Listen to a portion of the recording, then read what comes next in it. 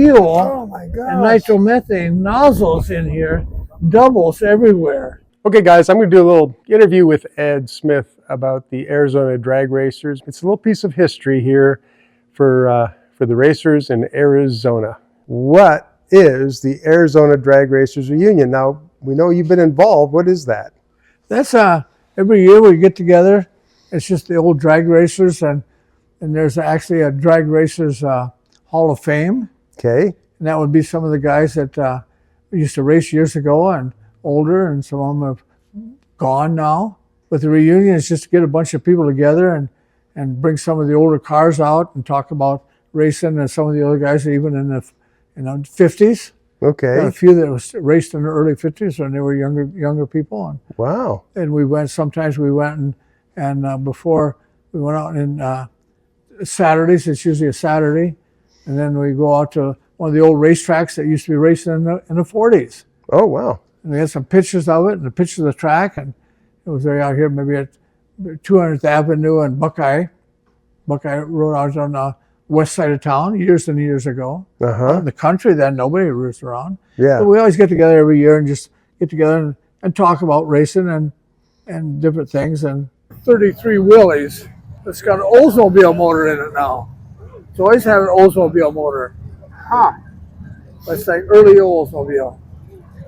Maybe this might be a 57 Oldsmobile. Look at this headers. That's so instead of a collector, they're just using a kind of just an exit. Yeah. There's no collector right piece to this at all.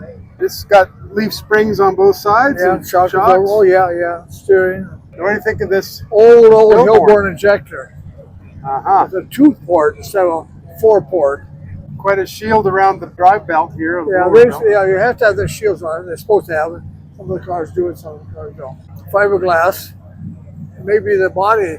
I think the body's probably tin. Fiberglass. So this is normal. Fiberglass rear fenders and most of the other cars. Yeah, fiberglass. It's still fun to talk about. I say, as far as I was concerned, I started racing probably 64th, I think, or something like this. Okay. At Beeline when it opened up, and we had just our stock cars, and that's when I wasn't in business for myself, but we were still building race cars and messing around at home. I don't know when I bought my red Anglia.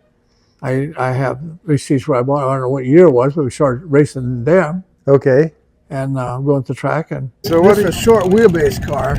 Yeah, it is. Yeah, this is a big block Chevy here now with carburetor. This big Dominator carburetor on it. It's got electric fuel pump on it, the radiator, so it runs water in it. Short exhaust, and really a gorgeous car. It got the tachometer and all the instruments so the driver can see.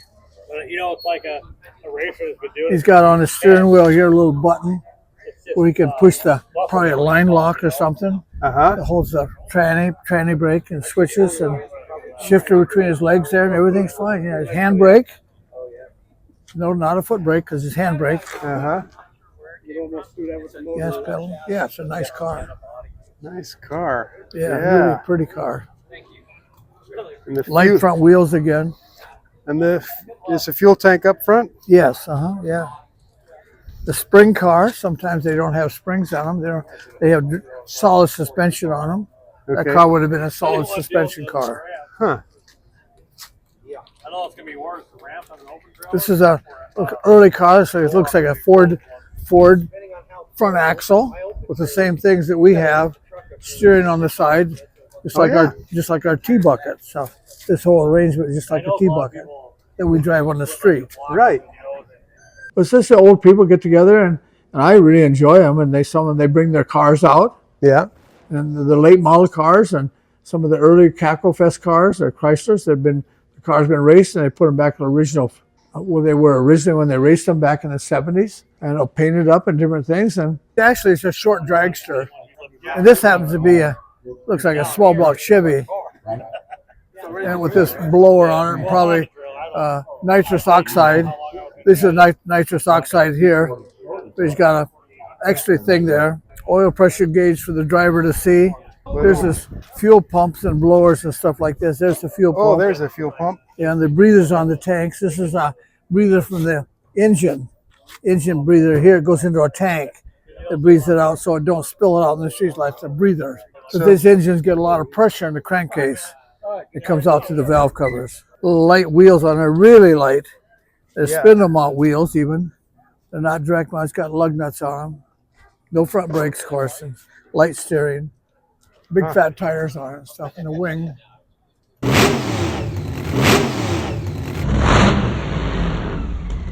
We've had alders, yeah, sure. You did? Yeah.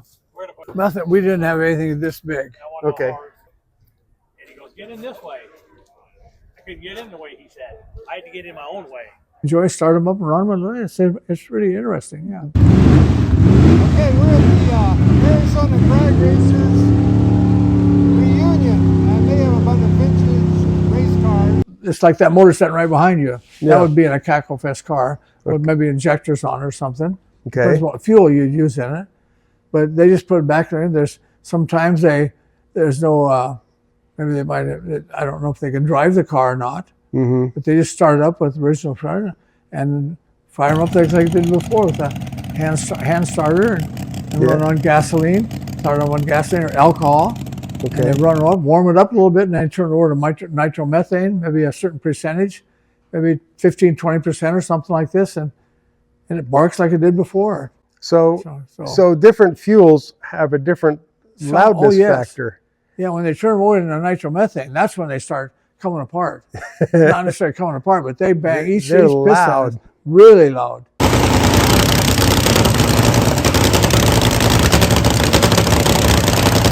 Yeah. It's basically a bomb in each cylinder, Right? and they light those up. Yeah. When we went, someone organized it where people went one at a time, starting up their car. So That's right, yeah. people could. It's organized, and so it's not chaos. Okay, Ed, you've got your friend Art Nolte's car right here with you. Yes, Art owned a speed shop in Scottsdale, and Art, we've known him for, I guess, a long time, 40 years, Okay. maybe 50 years almost. And he came out with a small block Chevy with a turbocharger on it. Okay. And he's always been turbocharged and stuff. He said 40 years now. 40 years. And this is a complicated motor, so it hits as a Chrysler Hemi again Okay. with no blower on it. No. And he has these turbochargers on here, they're huge. They are. And it huge. runs the exhaust through here and runs the turbocharger back out the exhaust. It's really something unique. And it's wait fast, a second. I'm just extremely. realizing how this plumbing This goes is back here. look at this is the exhaust out of the motor. It goes in the rotor. Yep. And it goes out back to this is exhaust. Go back out the headers there. Right. Other than that, it's basically almost the same car. But then and then the pressure, the intakes here, he's got a breathers on it. Yeah. Intakes here, the big throttle body on here. Who knows who made this thing? You're right. Looks like it's maybe In home the air, fabricated. and then it's got the huge turbocharger here. I don't know. Warner. Yeah, and it blows it into the box. Then with that, he has all this fuel Oh my and gosh. nitromethane nozzles in here, doubles everywhere, and the plumbing there with the fuel and the fire hoses and stuff that it takes to run this thing. Yeah. Well, we could ask him a lot of detailed questions about this, but he's a racer, so he won't tell us the truth. Yeah, probably. Yeah, right. Racers don't tell the truth. No. He has an altered body for this car too. Is that right? Yeah, a little altered body. It sounds like after this, he still races a lot. Yeah. Going back south to race different cars and different things and stuff. And I hope he has a good filter in here where you get the stuff off the front tire. That's right. Sucking it through into the motor. The tire can just kick up stuff straight into it. He's got a bunch of electronics, I'm sure, shut-off valves and stuff to shut the fuel off at the right time. Here's the vents now. Here's the vents. Oh, yeah. It looks like he vents them into the frame too. Yeah. Isn't that clever? And he's got clear plumbing, so I guess he can see what. You can see what's going by there, how much yeah. goes by. The fuel nozzles and the electronics to turn the fuel on and off. And I hate to work on this motor to take the heads off every run. I'd like to know how many different kinds of plumbing goes into each cylinder. There's so many. Yeah, so many, yeah. Art, you run this on nitromethane? Just alcohol only? We see there's so many nozzles on it. It's because it can't flow that those fuel systems only flow so much. That's right. I was just telling him. Aircraft and the aircraft systems are designed to run on gasoline, and Yeah. if you have to run alcohol, you got to run twice the volume. We know that. So that's why instead of 2 fuel systems, we have 4.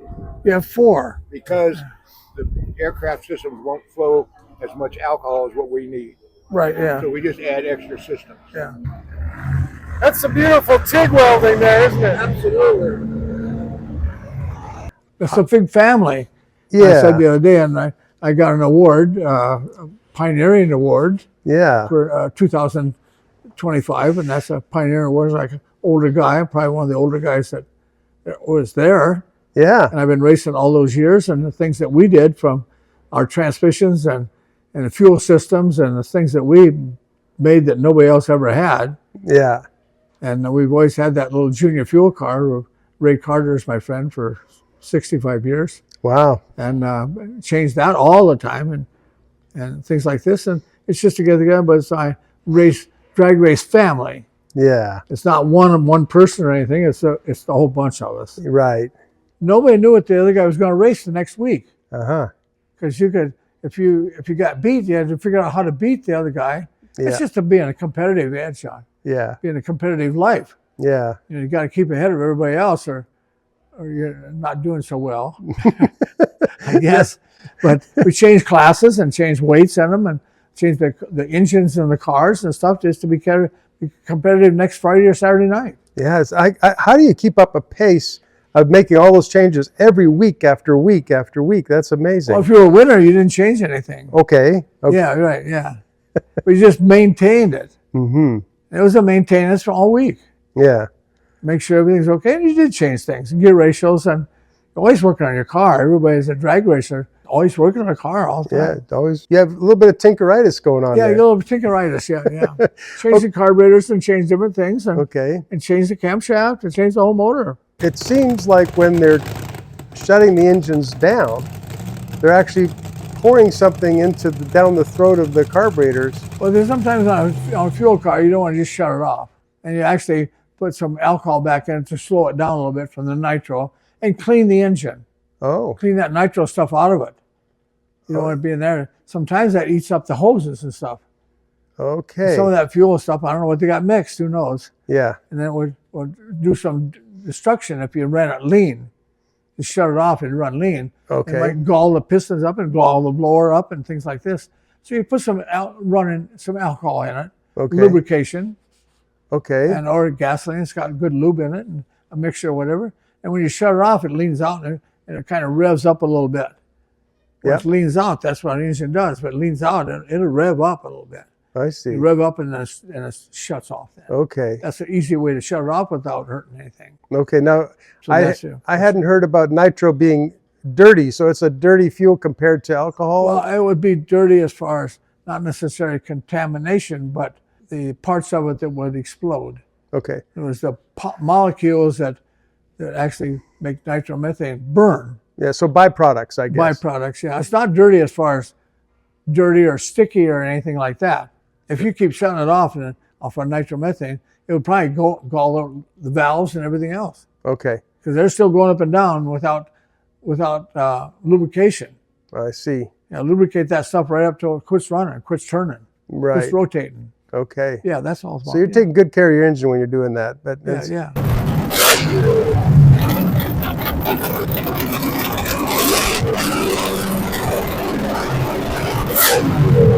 So what in the world kind of transmission is this here? This is a B&J 2-speed. Okay. Look at the braces he has on this thing. This car is really complicated. More complicated than most of the other ones. There's so much wiring and things I don't know. This is fire up fuel. Okay. It's a quick connection. He takes it off. Oh, I see. Got a gauge here. This is a shift light. Okay. It has an RPM shift.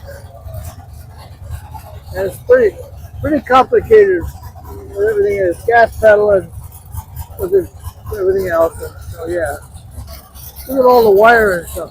But this is a starter, hand starter. There was a half a turn comes off. Okay. They all have that. That's a starter. Okay. They all have it. Yeah. Counter too, because it looks like you're putting fuel in. It's like, why is it shutting down when you're putting fuel in? Yeah, right. He's not putting fuel in it, that much fuel. Yeah, yeah. He's That's putting no lubrication in it. Lubricate the motor. that's very Well, good. you know, Very shuts good off. way to put it. Yeah, yeah. Now, what year were you inducted into the Hall of Fame there? Do you I remember? don't remember what year it was. It's been several years ago. Yeah, maybe 2020 or maybe Yeah, before that. something like that. Maybe. Yeah, it was great to see you get honored with that engineering pioneering Pioneering Award. Yeah, award. Yeah. That's And they do that every year. And the guy who gave it to me is a good friend. oh, cool. He's been racing forever. He's the old man. What was his name? Eshenbaugh. Eshenbaugh. Okay, yeah, it's an unusual name.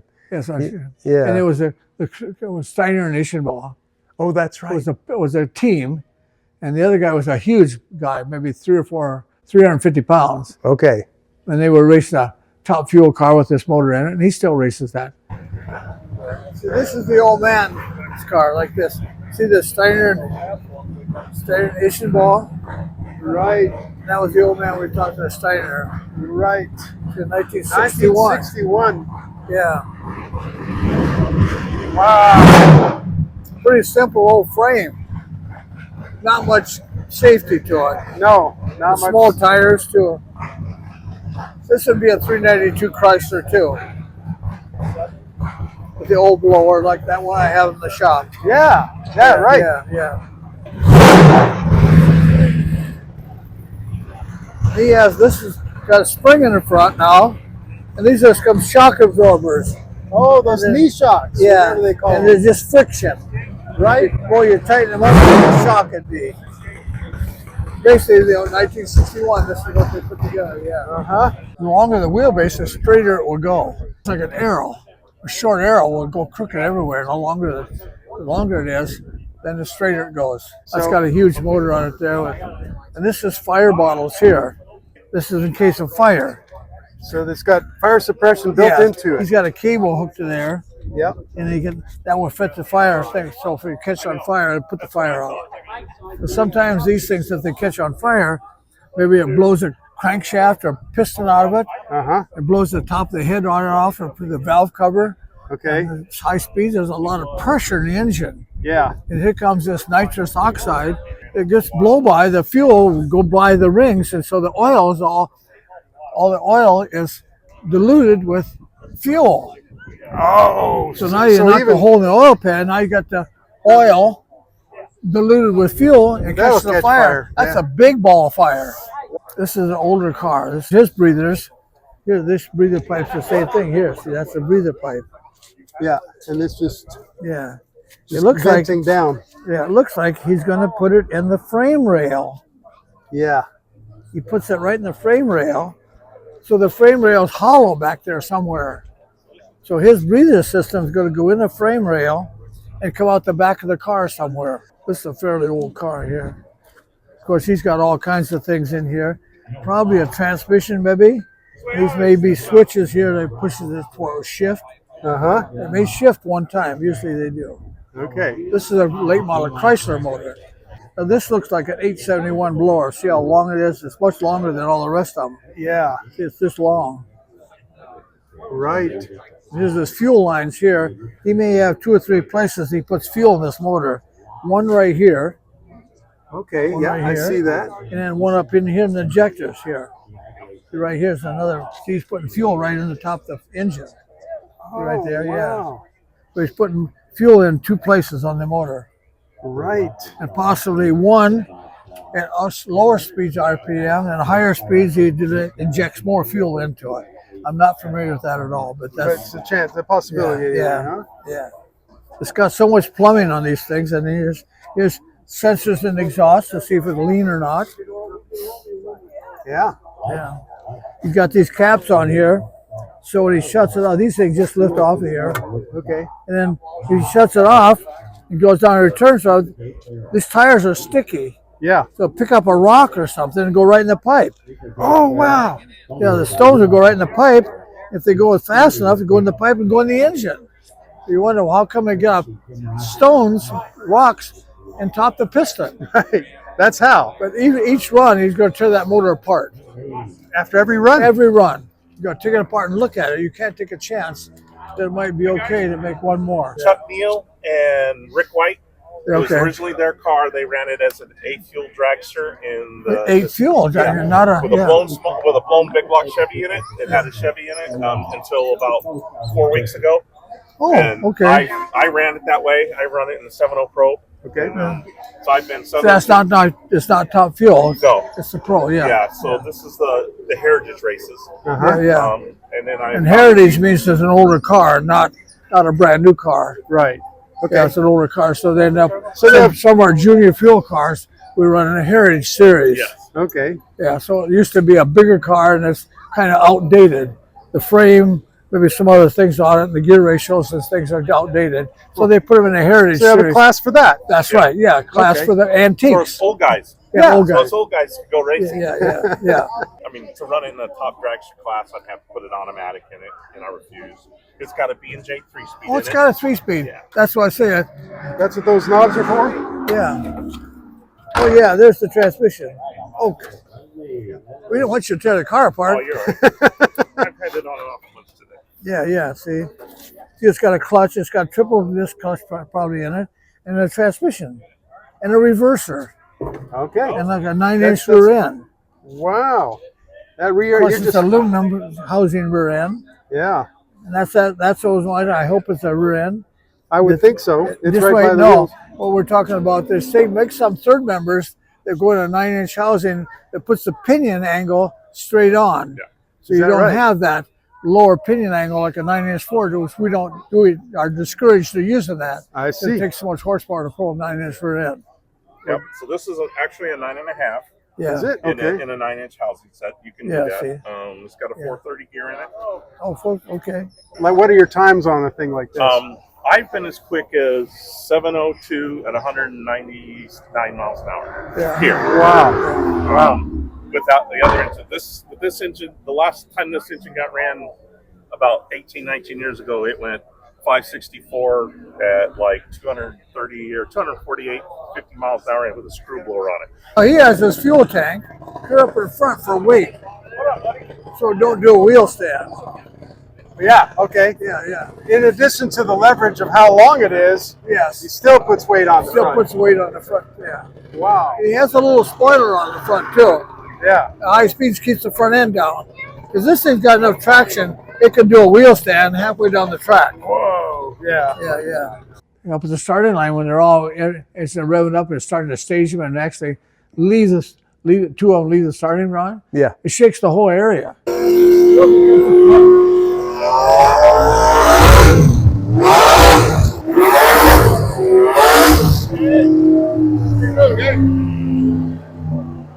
I got my shirt in the back.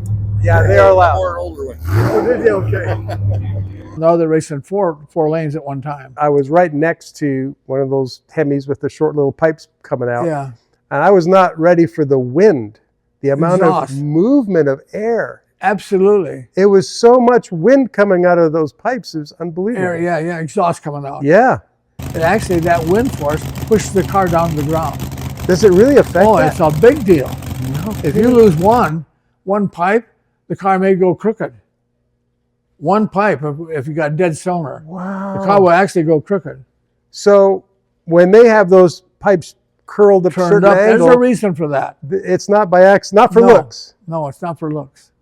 Interesting. We used to have them years ago up in a tire, and that basically the air kept the stuff off the tire. Well, right next to the rear tire. Oh, it would blow the debris off. I Yes. guess. But also, yeah, it blows the debris off, but then be careful, you shut the car off and coast down to stop. The gravel stuck on the tire went right down the tailpipe. Oh, wow. So now you got the tailpipe right in the exhaust stand and right at the valves open, right on top of the piston. You got a little stone. So you could shoot some gravel right into your piston. Yes, absolutely. So there's a pro and a con, and that was the people that wasn't paying attention. Wow. And of course, when you towed the car, you put cans over them Yeah. to tow the car back to the pits and start making another run. Of course you did. Yeah. Or rubber balls.